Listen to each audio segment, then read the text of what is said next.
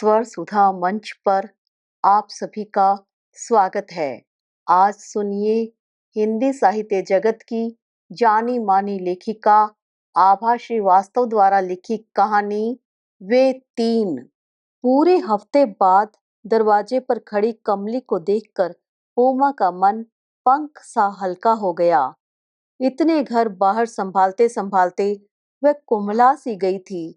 लाख अकेली थी, लेकिन घर के पचड़े भी तो सैकड़ों होते हैं। कमली ही थी जिसके भरोसे उमा निश्चिंत थी। अरे कमली, अंदर आ। क्या हुआ तेरी बिटिया के? सब कुशल से निबट तो गया? उमा ने कई सवाल एक साथ दाग दिए तो अनायास कमली सिसक पड़ी। दीदी, फिर बिटिया हुई गोदावरी के। अरे तो क्या हुआ? आजकल तो बेटा बेटी सब बराबर है।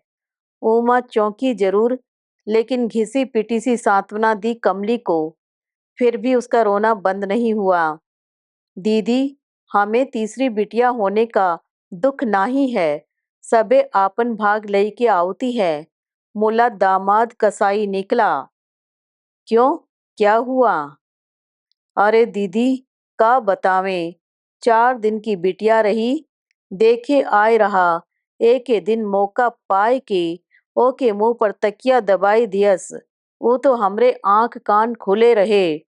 निगाह पर गई, जानियो चट से वो राक्षस को एक लात धई दी। भाग खड़ा हुआ, बिटिया मरे ते बची। उमा सन रह गई। सचमुच कमली का दामाद कसाई ही था, लेकिन कमली की हिम्मत भी दाद देने लायक थी। जिस दामाद के पैर भरी बिरादरी के सामने पूजे, उसी को लात मारने का साहस कितने लोग कर पाते हैं। उमा की अपनी माँ ही क्या कर पाई। कमली ने रसोई संभाली तो उमा खिड़की के निकट आ खड़ी हुई। कमली की बातों की आहट पाकर कितने ही चेहरे उसकी स्मृतियों के द्वार पर दस्तक दे रहे थे। बाबूजी, दादी, रमा दीदी, क्षमा दीदी और सबसे निकट जो चेहरा था वह माँ का था। कल रात ही तो माँ से फोन पर बात हुई थी। उमा, क्या सोचा है? वे लोग अधिक इंतजार नहीं करेंगे। जाना सुना घर है। हाँ कर दे बेटी। उमा निशब्द थी, अवाक थी। क्षमा दीदी को गुजरे अभी 3 महीने भी नहीं बीते थे कि जीजाजी अकुला उठे थे। उन्हें अपनी जिंदगी अकेली काटनी भारी पड़ गई थी। और रमा दीदी, जो बरसों से वैराग्य धारण किए बैठी थी, वे कैसे जिंदगी काट रही थी। क्यों होता है ऐसा कि समाज के नियम पुरुषों के लिए कुछ और होते हैं, स्त्रियों के लिए कुछ और। फिर याद आए वे अल्हड़ दिन। वे 3 बहनें, रमा, शमा, उमा। खिलखिलाहटें, ठिठोलियां, कुछ भी तो नहीं भूली उमा। जैसे कल की ही बात हो। एक के बाद एक 3 कन्याएं पैदा कर देने के अपराध बोध से दादी ने माँ को कभी मुक्त नहीं होने दिया था। भले ही वे कन्याएं बेहद रूपवती और गुणवती थी, किंतु रूप और गुण ही तो सब कुछ नहीं होते। इन सभी से परे एक और भी चीज होती है, भाग्य। उसे देने में शायद विधाता ने तीनों बहनों के लिए ही कृपणता दिखा दी थी। 3 3 पुत्रियों के कन्यादान का ऐसा होवा दिखाया गया था माँ को कि रमा दीदी के इंटर पास करते ही उनके हाथ पीले कर दिए गए। गोरी उजली रमा दी छूने से भी मैली होती थी, सुंदर इतनी कि सन्यासी का मन भी डोल जाए। उमा तो छोटी ही थी तब। सुना था कि रमा दीदी की सास सुबह शाम उनकी नजर उतारती थी, लेकिन फिर कहाँ चूक हो गई थी कि जीजाजी ब्याह के 6 माह बाद ही घर छोड़कर चले गए। माँ बाबूजी ने कहाँ कहाँ नहीं ढूंढा उन्हें। जीजाजी को नहीं लौटना था सो नहीं लौटे। साल भर बीतते न बीतते रमा दीदी उल्टे पैरों मायके लौटा दी गई थी। तब की ममतामयी सास अब ज्वालामुखी बन चुकी थी। कहा, बेटा ही चला गया तो बहू का क्या करूंगी। गर्भवती रमा दी जब मायके की दहलीज पर आकर खड़ी हुई तो माँ ने चुपचाप उन्हें कलेजे में समेट लिया। किंतु उस घर में शायद किसी भी बेटे ने न आने की कसम खा रखी थी। ठीक समय पर रमा दी ने स्वस्थ सुंदर 2 जुड़वा कन्याओं को जन्म दिया तो दादी ने सिर पीट लिया। तब सिहनी सी गुर्राई थी रमा दी। मातम मत मनाओ दादी, तुम्हें नहीं पालनी है लड़कियां। उम्र बढ़ने के साथ साथ दादी की जबान भी कर्कशा हो चुकी थी। माँ के हिस्से का क्रोध अब रमा दीदी पर बरसता, किंतु रमा दीदी अब वीतराग थी। उन्होंने पास के ही एक नर्सरी स्कूल में नौकरी करते हुए बीए की प्राइवेट परीक्षा दे डाली। बीए, बीएड, एमए, शिक्षा की बैसाखियां उनके आर्थिक संबल का कारण बनी। उन्हें मानो धुन सी थी कि बेटियों को कोई अभाव नहीं महसूस होने देना है। कुछ न कुछ करके भी आमदनी का जरिया निकाल ही रही थी। धीरे धीरे 7 वर्ष बीत गए। जीजाजी का कोई पता नहीं चला तो बैंक वालों ने जीजाजी की नौकरी रमा दी को देने का प्रस्ताव रखा। उस समय भी उनके ससुराल वालों ने कितना चाहा था कि नौकरी रमा दी के देवर को मिल जाए, लेकिन रमा दी नहीं पिघली। उन्होंने पूरी शान से नौकरी आरंभ की। लड़कियों का दाखिला शहर के प्रसिद्ध कॉन्वेंट में कराया। उनके दिन बहुरे, लेकिन नहीं लौटी तो बस उस सुंदर चेहरे की हंसी। रमा दी की अधूरी शिक्षा और संघर्ष देखकर बाबूजी ने शमा दीदी को पढ़ाई पूरी करने दी। सौम्य सुंदर शमा दीदी साक्षात सरस्वती, अन्नपूर्णा और रति का सम्मिश्रण थी। वे इतनी सुघड़ और कलात्मक थी कि हम उम्र सखियों को ईर्ष्या होती। वे कविता लिखती, सुंदर चित्र बनाती, पाक कला में इतनी दक्ष कि भोजन करने वाला उंगलियां चाटता रह जाए। पढ़ाई में अव्वल, कढ़ाई बुनाई सभी में निपुण। तभी तो 5 बहनों के इकलौते भाई का रिश्ता मांगने उनके ससुर स्वयं चलकर बाबूजी के पास आए थे। इतने बड़े घर से रिश्ता आया देखकर बाबूजी पगला से गए थे। चट मंगनी पट ब्याह हुआ था शमा दी का। तब तक उमा भी बड़ी और समझदार हो चुकी थी। बड़े घरों की कलई तो बाद में खुलती है। 1.5 महीने बाद पहली विदा में लौट कर आई शांत शमा दीदी और भी गुमसुम और शांत नजर आई। सोने हीरे से लदी फंदी बेटी को देखकर माँ बाबूजी फूले न समाये, किंतु एकांत पाते ही उमा के सामने वे बिलख पड़ी। दम घुटता है मेरा वहां उमा। उस अजनबी माहौल में मैं खुद को कितना भी काबिल साबित कर दूं, लेकिन अंततः फूहड़ी सिद्ध होती हूँ। उनका खान पान रहन सहन सभी कुछ अलग तरह का है। 5 नंदें बड़ी तो हैं, लेकिन उनमें बड़प्पन नहीं है। आलोचना करने का कोई भी अवसर वे नहीं छोड़ती हैं। धन दौलत से सुख नहीं खरीदा जा सकता। ओमा, सोते जागते उठते बैठते मुझे चौकन्ना रहना पड़ता है कि कहीं कुछ ऐसा न कर बैठूं कि जिससे मुझे या मेरे मायके को लज्जित होना पड़ जाए। कैसे कटेगी जिंदगी उमा, मैं नहीं जानती। उमा ने यह बात किसी को नहीं बताई थी। शमादि की ससुराल में जमीन जायदाद काफी थी। जीजाजी इंजीनियर थे। अचानक ही लगी लगाई नौकरी छोड़कर घर वापस आ गए। माँ बाबूजी स्तब्ध रह गए। खैर, ससुराल में खाने पहनने के सभी सुख तो थे ही। बड़ी सी हवेली थी जिसमें शमादि को मूंद कर रख दिया गया। बाद में पता चला कि जीजाजी ने नौकरी तो मात्र अच्छा रिश्ता मिलने के लिए की थी, संभालनी तो उन्हें खेती बाड़ी ही थी। इसके बाद आरंभ हुआ वंश बेल बढ़ाने का सिलसिला। शमा दी की भी पहली संतान बिटिया ही हुई। ससुराली बिरादरी में फुसफुसाहट शुरू हो गई। इतनी जमीन जायदाद संभालने वाला एक वारिस तो होना ही चाहिए। आखिर अजय शमा दीदी के पति भी तो अकेले ही हैं। शमा दीदी की सास ने तो यहाँ तक कह दिया कि शमा की कोख से लड़कियां ही पैदा हो सकती हैं, क्योंकि इसकी माँ के भी लड़कियां हैं और बहन के भी। धन्य थी वे कि अपनी जाई 5 लड़कियां नहीं देख पाई। पोता पोता वारिस वारिस की ऐसी रट लगी कि दूसरे ही बरस शमा दी पुनः गर्भवती हो गई। चौथे महीने में अल्ट्रासाउंड कराया गया, कन्या थी। गर्भ गिरवा दिया गया। साल दर साल यह सिलसिला 3 बार चला।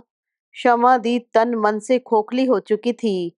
खो गई थी उनकी कविताएं, दफन हो चुके थे उनके गीत। चौथी बार जब उन्होंने गर्भ धारण किया तो पता चला कि गर्भ में बेटा है, किंतु शमादि के चेहरे पर कोई खुशी नहीं थी। उमा ने जब आखिरी बार उन्हें देखा था तो उनका 9वां महीना चल रहा था। उस रक्त विहीन सफेद चेहरे में उमा अपनी पुरानी शमा दीदी को खोजती ही रह गई। शमा दीदी जितनी चुप थी, जीजाजी उतने ही आतुर दिखे थे। शमा दीदी घर गृहस्थी, जिम्मेदारी और बिरादरी के आघात पिछले 7 वर्षों से झेलते हुए टूट चुकी थी। उमा से मात्र 4 वर्ष बड़ी शमा दीदी हड्डी का ढांचा सी लगती थी। जीजाजी का बर्ताव सोच सोचकर उमा का मन कैसा तो होने लगा था।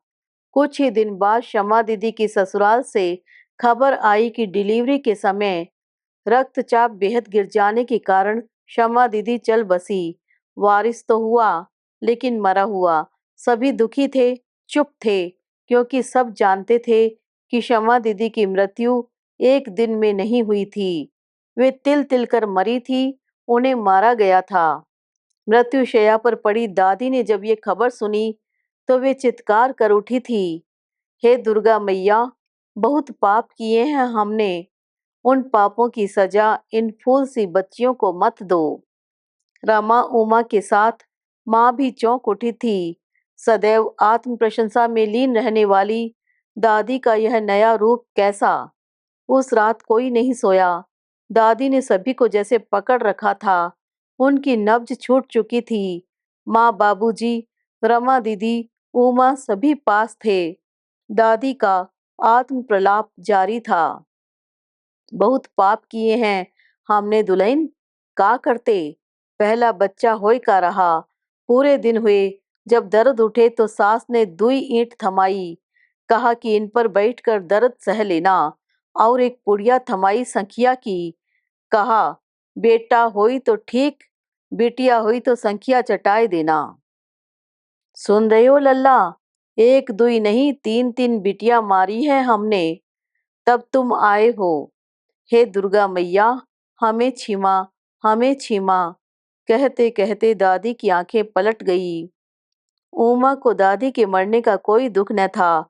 शमा दीदी के न रहने के महीना भर बाद से ही उनकी ससुराल वाले बाबूजी पर उमा के लिए दबाव डालने लगे।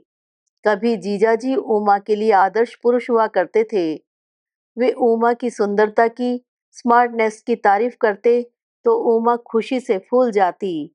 लेकिन जैसे जैसे परिपक्व होती गई, उसे असलियत पता चलने लगी। कभी राजकुमार सरीखे लगने वाले छोटे जीजाजी से विवाह, छी, सोच भी नहीं सकती थी उमा। वह तो भला हो सोफिया गर्ल्स कॉलेज वालों का। उमा का आवेदन स्वीकृत कर नौकरी और क्वार्टर दोनों ही दे दिए थे। हफ्ते भर में ही चली आई थी उमा, लेकिन माँ को उसका नौकरी करना, अकेले रहना पसंद नहीं आया था। भला कुंवारी लड़की घर से दूर अकेले रहती है, क्या कहेंगे बिरादरी वाले। लेकिन उमा ने परवाह नहीं की। आज 2 महीने हो गए हैं उसे इस शहर में। कितनी शांति है यहाँ। कमली सुबह शाम आकर सब काम निपटा जाती है। पूरा दिन लड़कियों के बीच कैसे बीत जाता है पता नहीं चलता। रात घिर आई थी। उमा ने खिड़की का पर्दा सरकाया और कमरे की लाइट जला दी। चुपचाप सी वह आराम कुर्सी पर बैठ गई। माँ की बातें उसके मन मस्तिष्क में बराबर गूंज रही थी। 27 बरस की हो चुकी थी वो। रमा दीदी, शमा दीदी के ब्याह के बाद माँ बाबूजी उसके ब्याह के लिए चिंतित हो उठे थे। स्वाभाविक था, उन्हें अपने दायित्व तो पूरे करने ही होंगे। ऐसे में अगर जाने सुने भले घर का रिश्ता स्वयं ही टपक पड़े तो कौन उसे ठुकराएगा। माँ चाह भी रही थी कि उमा हाँ कर दे तो शमा दीदी की बेटी प्रिया को उसकी मौसी ही माँ के रूप में मिल जाएगी और अजय जीजाजी का घर भी बस जाएगा। यही इच्छा जीजाजी और उनके घर वालों की थी। किसी ने भी उमा का मन पढ़ने का प्रयास नहीं किया था। बहुत सोचने के बाद उमा ने जो निर्णय लिया उसे वह फोन पर माँ से नहीं कह सकती थी। वह पत्र लिखने बैठ गई। माँ, तुम और बाबूजी मेरे ब्याह के लिए कितने चिंतित हो, मुझे इसका एहसास है। विवाह बेटियों के लिए आवश्यक तो है माँ, लेकिन अनिवार्य नहीं, ऐसा मेरा मानना है। रमा दीदी और शमा दीदी का वैवाहिक जीवन मुझे कई तरह के अनुभव सिखा चुका है। तुम लोगों के सहयोग और ईश्वर की कृपा से आज मैं अपने पैरों पर खड़ी हूँ। मुझे किसी भी सहारे की आवश्यकता नहीं है। रही बात ब्याह की, तो मैं कभी भी किसी से भी ब्याह नहीं करूँगी। यही मेरा अंतिम निर्णय है। अजय जीजाजी से मेरी तरफ से माफ़ी माँग लेना। वे जिससे भी ब्याह करेंगे, वो मेरे लिए शमा दीदी जैसी ही आदरणीय रहेंगी।